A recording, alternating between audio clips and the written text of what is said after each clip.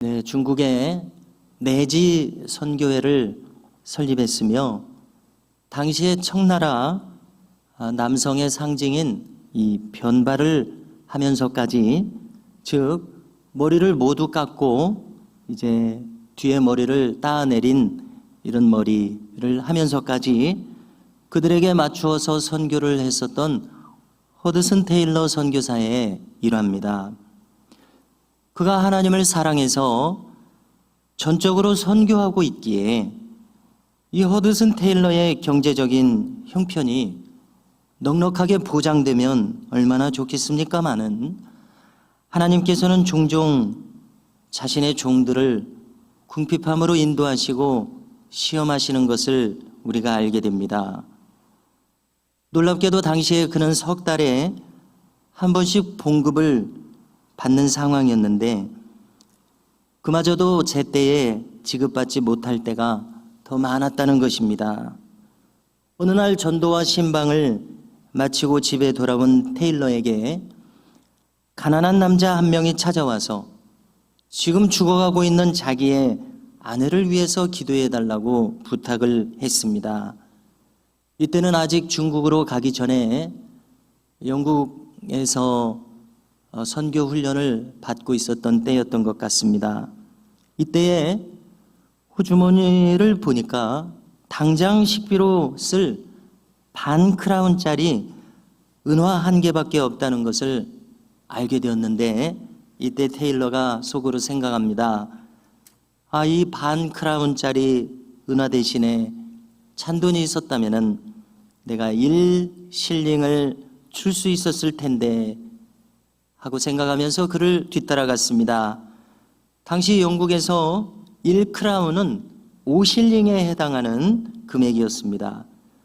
가보니까 초라한 방에는 4명의 아이들이 영양실조에 걸려 있었고, 돗자리는 냄새가 많이 났으며 그 위에 갓난아이를 품에 안고 있는 한 여인이 죽어가고 있는 상황이었습니다.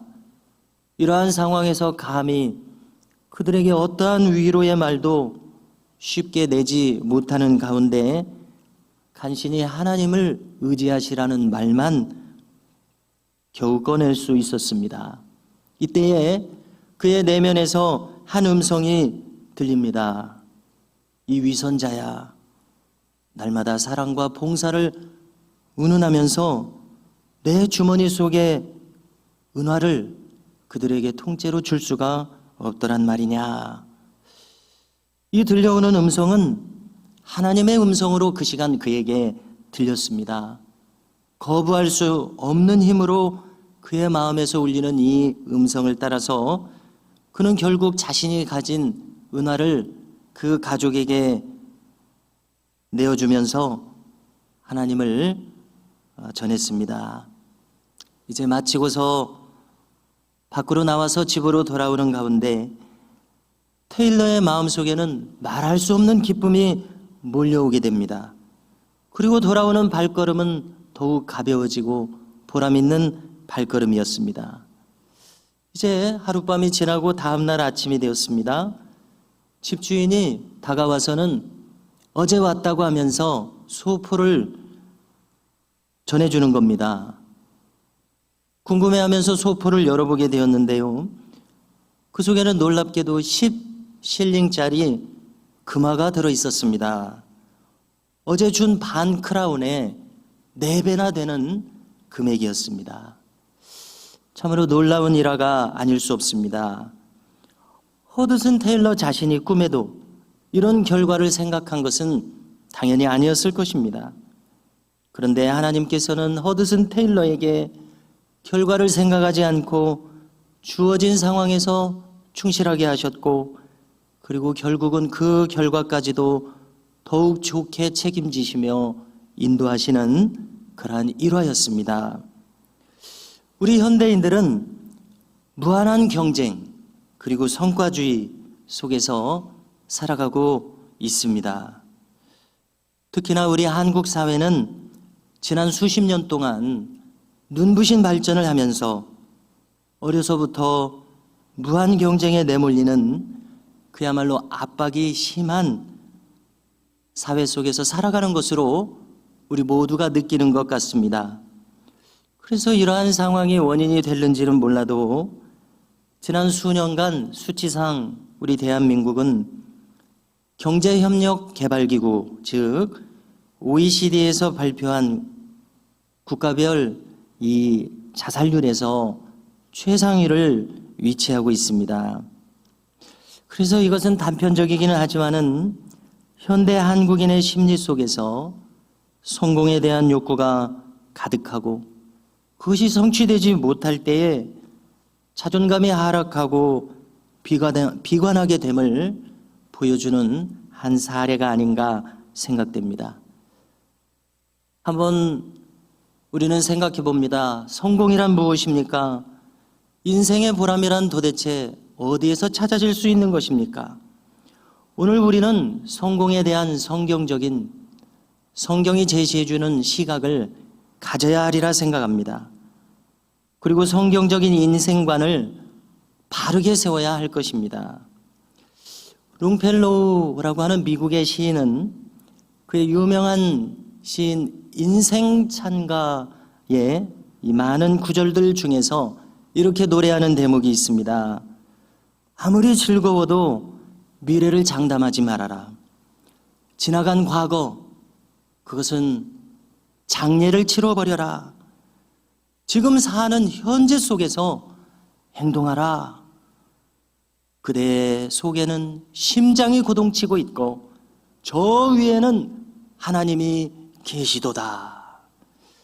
그래서 그가 집중하는 인생은 29에서 볼 때에 지금 내가 하나님과 동행하고 있다는 것을 인식하라는 것으로 이해가 됩니다.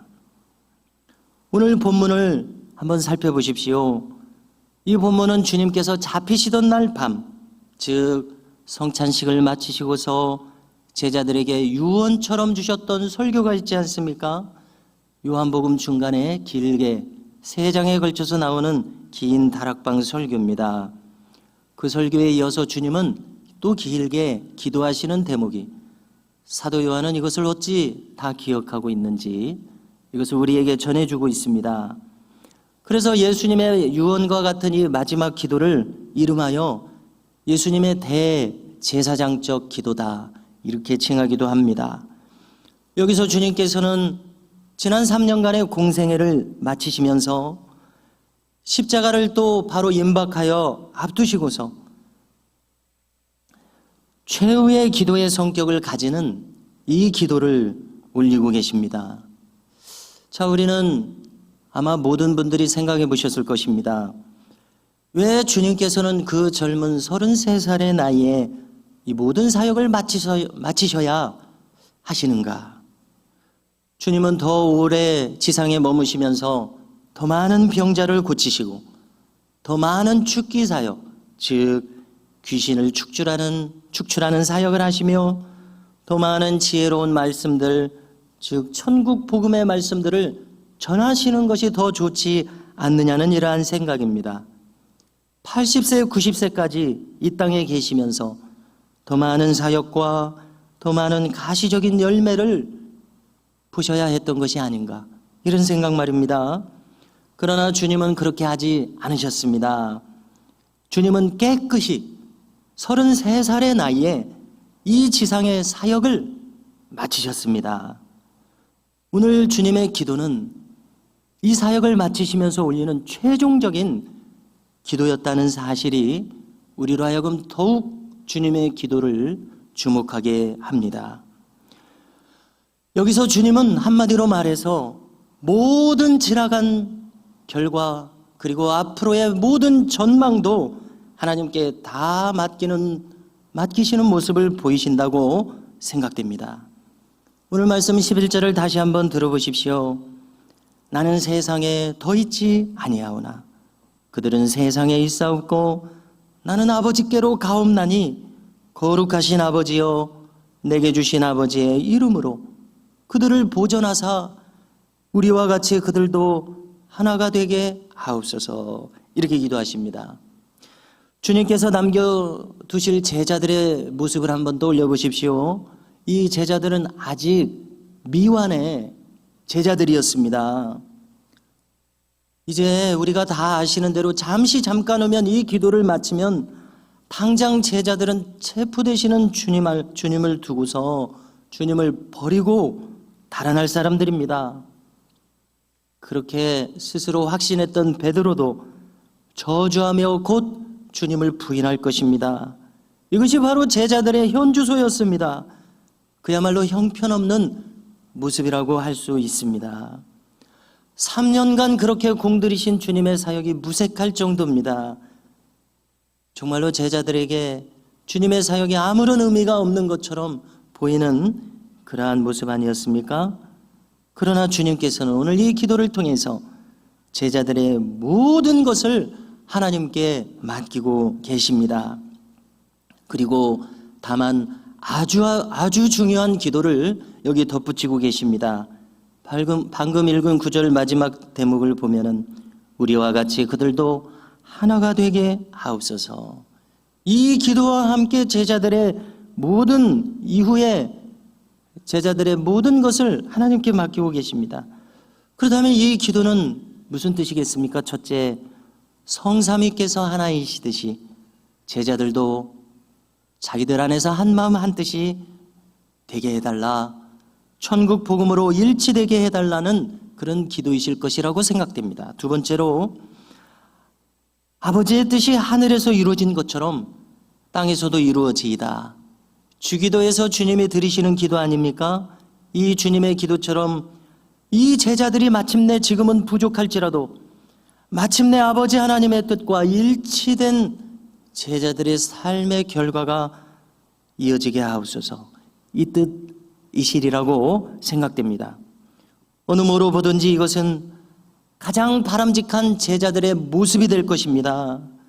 하나님 나라에 완전히 부합한 제자들이 되는 길이 바로 이 기도라고 믿어집니다.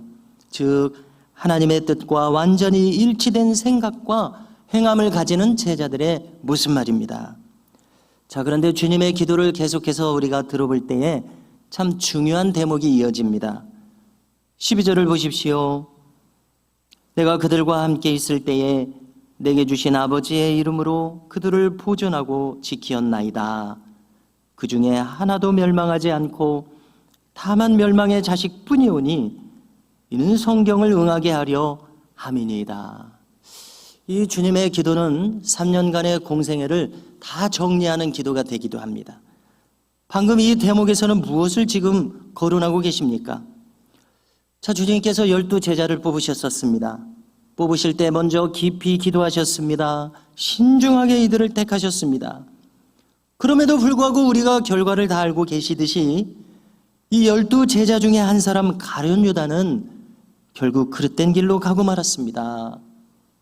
그는 내내 주님을 거역하는 모습을 많이 보였습니다. 평소에도 탐심에 사로잡혔었습니다. 마침내 스승을 배반하여 팔아넘겼습니다. 그리고 최종적으로는 결국 회개하지 않고 자기 고집을 꺾지 않는 가운데 자멸하고 말았습니다. 어찌 주님은 범인이 아니신데 범인이 아닌 주님의 제자 중에서도 이러한 결과가 나올 수 있다는 말입니까? 우리는 늘 의구심을 가집니다. 언뜻 이해가 되지 않는 대목입니다. 그러나 분명한 것은 여기서 우리는 알 수 있습니다. 주님이시라도, 주님이 직접 이끄신다고 할지라도 그릇된 사람이 나올 수 있다는 사실입니다. 이것은 우리에게 무엇을 알려줍니까? 첫째, 인간의 본성이란 얼마나 그릇되기 쉬운가, 얼마나 자기 고집이 강한가 잘 보여주고 있습니다. 둘째, 하나님은 인간의 길을 그렇게 강압하지는 않으신다는 사실입니다. 우리는 흔히 성경의 결론을 가지고 말할 때에 하나님은 절대 주권을 가지고 계시다, 이로써 우리를 인도하신다고 우리는 결론적인 생각을 가지게 됩니다마는, 그렇다고 해도 그것이 주님께서 인간의 자유의지까지 좌우하지는 않으신다는 놀라운 사실입니다. 주님 스스로를 제한하고 계시다는 이 사실 말입니다. 이것은 무엇을 말합니까? 동시에 인간이란 자신의 선택에 대해서 무한한 책임을 가지는 존재로 지으셨다는 것을 우리로 하여금 생각하게 하신다고 느껴집니다. 성도 여러분, 과연 하나님께서는 우리에게 자유로이 선택할 수 있는 자유의지를 그야말로 주셨습니다. 그러나 우리가 또 알게 되는 것은 내가 생각하고 행동하며 선택하는 것이 나 스스로에게 있어서 무한한 책임으로 다가온다는 그러한 사실입니다. 여기서 우리가 알 것은 주님을 한번 보십시오. 주님은 다만 주님께 맡겨진 소임의 길을 마지막까지 가셨을 뿐이요, 이 결과는 주님이시라도 주님의 소관이 아니셨다는 사실입니다. 이런 점에서 우리는 이 주님을 따라서 가룟 유다를 두고 생각해 보십시오. 우리는 우리의 결과를 깨끗이 하나님께 맡겨야 된다는 것을 깨닫게 된다고 믿습니다. 주님의 제자 중에서도 이처럼 그릇된 결과가 나왔다면 어찌 우리인들 주님보다 더 나을 수가 있겠습니까? 어찌 우리인들 주님과 다를 수 있겠습니까? 얼마든지 우리를 통해서도 언뜻 보았을 때 실패의 결과가 얼마든지 나올 수 있다는 것을 우리는 잊어서는 아니 될 것입니다. 흔히 우리의 생각은 물량적 성공을 성공이라고 생각합니다. 그렇지 못할 때에는 실패했다고 생각하기 마련입니다. 남들에게 번듯이 보여야 성공이라고 생각합니다. 아무래도 우리 인간은 외모를 보기 때문에 그렇습니다. 우리는 외모에 그리고 규모에 현혹되기 쉬운 성정을 가졌습니다. 그러나 주님을 주목해 보십시오. 3년간의 공생애 동안 충실하게 하나님 아버지와 동행하셨다는 그 사실을 우리는 먼저 주목해야겠습니다. 그러므로 우리에게 있어서도 우리의 할 바는 무엇입니까? 우리에게 주어진 소임을 묵묵히 감당해 나가는 것뿐입니다. 그 외의 결과, 내가 바라는 그 어떤 무엇일지라도 그것마저도 그 다음 결과는 하나님께 맡겨야 된다는 것을 오늘 말씀을 통해서 주님의 태도를 통해서 우리는 배울 수 있다고 생각합니다. 다음으로 13절을 주목하시기 바랍니다. 읽어드리면, 지금 내가 아버지께로 가오니 내가 세상에서 이 말을 하옵는 것은 그들로 내 기쁨을 그들 안에 충만히 가지게 하려 함이니이다. 기도하십니다. 여기서 주님은 스스로 기쁘다고 말씀하고 계십니다. 생각해 보십시오. 주님의 기쁨은 무엇입니까? 주님은 어떤 기쁨을 제자들에게 전수하고자 지금 하시는 것입니까? 주님의 기쁨은 오늘 주님의 사역 전체를 우리가 생각하고 짐작해 볼 때에 맡겨주신 이 모든 사명을 아버지의 뜻대로 마치고 감당하시고 다시 아버지께로 돌아가는 데 있다는 것을 우리는 깨닫게 됩니다. 주님은 이 지상에서 행하실 때에 자신의 유익을 구하지 않는 삶을 일관하셨습니다. 오직 아버지 하나님의 뜻을 가장 우선적으로 받들며 사신 생애셨습니다. 그리고 주님의 기쁨이란 바로 여기서 온다는 것을 우리는 알 수 있습니다. 성도 여러분, 우리가 이 인생의 길을 걸어갈 때에 나를 위하는 것이 궁극적인 목적이 된다면 그 끝은 공허할 수밖에 없다는 것을 우리는 분명히 알고 있어야 할 것입니다. 왜냐하면 우리는 이기적인 목적으로 지음받은 존재가 아니기 때문에 그렇습니다. 우리가 기뻐할 수 있을 때는 오직 하나님 아버지의 뜻을 따르고 있다는 영적인 만족과 충만함에서 오기 때문에 그렇습니다. 우리는 이렇게 지음받았습니다. 우리는 하나님의 영광을 구하는 데서, 그리고 마찬가지이겠습니다마는 타인의 유익을 같은 맥락에서 구하는 데서 우리는 삶의 보람을 얻을 수 있습니다. 그리고 바로 주님의 삶이 꼭 그렇게 사신 삶이셨습니다. 주님은 아버지 하나님의 영광을 위해서 모든 순종함으로 매사에 임하셨었습니다. 그리고 아직 주님을 모르는 수많은 사람들을 위해서 자신을 기꺼이 그리고 다 내어주시는 것이 주님의 삶이셨습니다.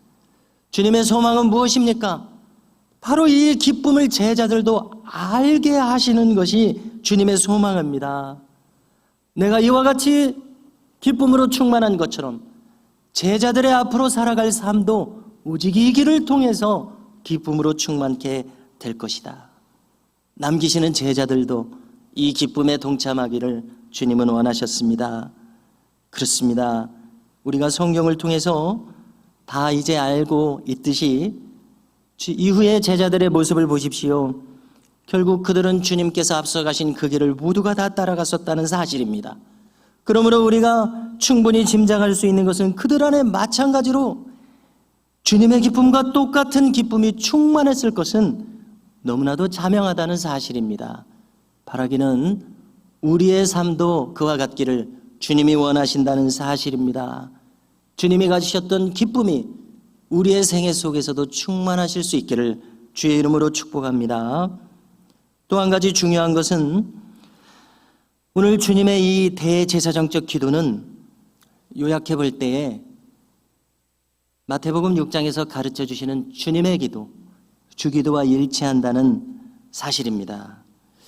자, 주님은 주기도의 마지막 대목에서 특별히 우리로 하여금 기도하라고 가르치시는 대목이 있습니다. 다 아시지만 들어보십시오. 주님은 우리에게 가르치시기를 우리를 시험에 들게 하지 마시옵고 다만 악에서 구하옵소서, 이렇게 기도하라고 가르치십니다. 시험에 들게 하지 말라고 구하라고 하셨는데 여기서 시험은 우리가 잘 번역해야 되겠습니다.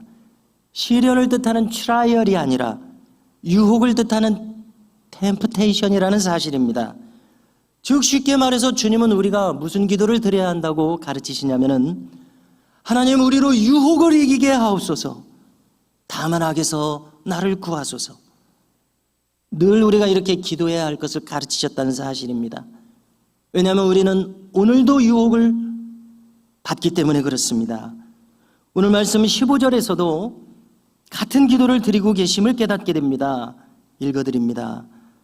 내가 비옵는 것은 그들을 세상에서 데려가시기를 위함이 아니요 다만 악에 빠지지 않게 보존하시기를 위함이니이다. 자, 이 세상은 어떤 세상입니까? 본질적으로 하나님을 떠난 세상입니다. 그래서 하나님을 거절하고 있습니다. 그러므로 하나님의 백성들도 거절하고 근본적으로는 박해하게 되는 것이 이 세상의 한 가지 이치입니다. 근본적인 세상의 형편이 이와 같습니다. 오늘 기도도 보면은 하나님의 백성들이 세상에 속하지 않았기에 묘함을 당하노라, 이렇게 말씀하시지 않습니까? 그래서 주님도 십자가를 지시게 된 것이고 제자들도 공회에 사로잡혀가고 사도 바울도 유대인들이 돌로 치고자 했던 것은 바로 이와 같은 본질이 있기 때문에 그렇습니다. 하나님의 백성들이 세상에 속하지 않았기에 묘함을 당하노라. 그렇다고 해서 이 제자들로 하여금 주님께서 특혜를 주셔서 이 세상에서 당장 벗어나게 할 수는 없다는 바로 그 기도를 드리고 계십니다. 정말로 제자들을 위하는 기도는 무엇인가? 그들이 이 지상에서 사명을 다 감당하면서 그들로 하여금 악에 빠지지 않게 지켜주시라는 이 기도를 하나님께 드리고 있다는 사실입니다. 우리 인간 본성은 참으로 연약한 것을 우리가 알고 있습니다. 그처럼 충성스러운 제자도 넘어질 수 있습니다. 주님이시라도 이 제자들의 결과를 장담할 수 없으셨습니다. 누구라도 가룟 유다처럼 그릇되이 갈 수 있는 것이 인생입니다. 그러므로 이것은 주님이 전능하지 않으시다는 의미가 아니라 인간에게 주신 무한한 자유 때문에 이렇게 기도하실 수밖에 없다는 것입니다. 성도 여러분, 우리 인간은 하나님으로부터 창조되기를 모든 것을 스스로 선택하도록 창조함을 받았습니다.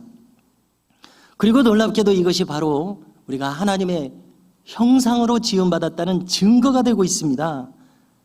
이마고 데이, image of God, 하나님의 형상 말입니다. 얼마나 놀랍습니까?